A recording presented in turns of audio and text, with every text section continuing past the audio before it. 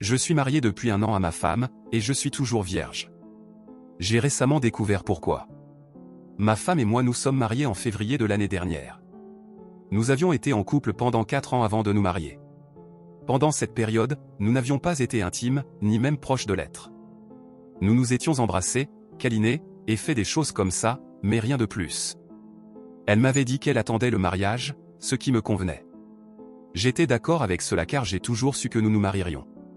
Avançons jusqu'au jour du mariage, et j'étais sur le point d'exploser d'excitation. Tout d'abord, je me mariais avec la femme de mes rêves. Deuxièmement, nous allions enfin être intimes. Le mariage en lui-même était vraiment agréable. C'était une cérémonie assez simple dans une petite chapelle avec seulement la famille proche, suivie d'un repas chez les parents de ma femme. Ensuite, nous sommes retournés chez ma femme, et j'étais prêt pour cela. Mais elle a dit qu'elle était trop fatiguée après une longue journée. Pas de problème, je pensais. Qu'est-ce qu'un jour de plus? Le lendemain matin, je me suis réveillé et elle était déjà partie. Je n'avais aucune idée de l'heure à laquelle elle était partie, et il y avait juste une note sur le réfrigérateur disant qu'elle était chez ses parents. Ce détail est important pour plus tard. C'était il y a presque 1 an. Chaque fois que j'ai essayé de discuter du sujet, elle était soit trop fatiguée, contrariée, pas d'humeur, ou avait une variation de ses excuses. À un moment donné, elle m'a accusé d'être obsédé par l'intimité parce que je posais des questions à ce sujet presque tous les jours. Je l'ai emmenée à de nombreuses soirées romantiques, mais dès que l'intimité était mentionnée, elle était rebutée car elle pensait que cela devait être spontané. Alors j'ai essayé de m'engager spontanément, mais elle m'a accusé d'essayer de la forcer si elle n'avait pas donné son consentement au préalable. J'étais vraiment confus, pour le moins que l'on puisse dire. Au fil des ans, je m'étais rapproché de l'une de ses amies, et nous sommes allés prendre un café une semaine. Après quelques discussions, elle m'a demandé comment se passait la vie de chambre. Quand j'ai avoué que nous n'avions jamais rien fait, elle était vraiment choquée. Je pensais, qui ne serait pas choqué par un couple marié où ils étaient tous les deux encore vierges. Mais non, elle était choquée parce que son amie, ma femme, avait été incroyablement promiscueuse avant de me rencontrer. Selon l'amie, elle avait eu toutes sortes d'expériences intimes avec diverses personnes. Elle estimait qu'elle en avait eu au moins 14 amants qu'elle connaissait. Cela m'a encore plus confus. Je me demandais si je n'étais tout simplement pas désirable et pourquoi elle m'avait épousé si je n'étais pas assez attirant pour elle.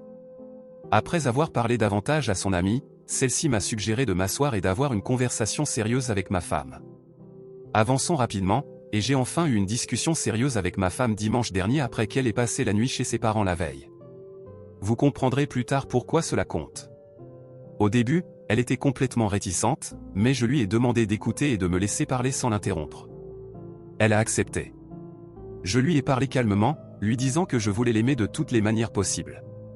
Je lui ai dit que je l'avais épousée parce que j'aimais tout d'elle et que je voulais savoir ce qui se passait avec elle. J'ai mentionné que je savais combien elle avait été active dans le passé et que je voulais savoir pourquoi ces personnes pouvaient être avec elle entièrement. Mais je ne pouvais pas. Ma discussion a duré presque 1 heure, et elle a écouté sans m'interrompre. Pendant que je parlais, elle a commencé à pleurer. Elle n'a pas sangloté ni craqué. Au lieu de cela, elle est restée silencieuse et des larmes coulaient sur ses joues. Cela a vraiment brisé quelque chose en moi, et j'ai commencé à pleurer aussi. Je pleure rarement.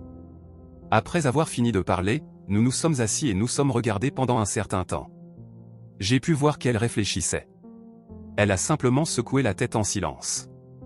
À ce moment-là, les choses ont failli s'effondrer, et j'ai demandé si elle voulait que je contacte un avocat lundi pour entamer une procédure de divorce. Elle a complètement craqué. Ensuite, elle a tellement pleuré, sanglotant si fort, qu'elle s'est retrouvée en boule par terre. Cela m'a choqué. Je ne l'avais jamais vue comme ça auparavant. Je ne me souviens pas de l'avoir fait, mais je me suis retrouvé par terre, en train de la câliner pendant qu'elle pleurait. Et c'est à ce moment-là qu'elle a enfin confessé quelque chose qui a brisé mon cœur.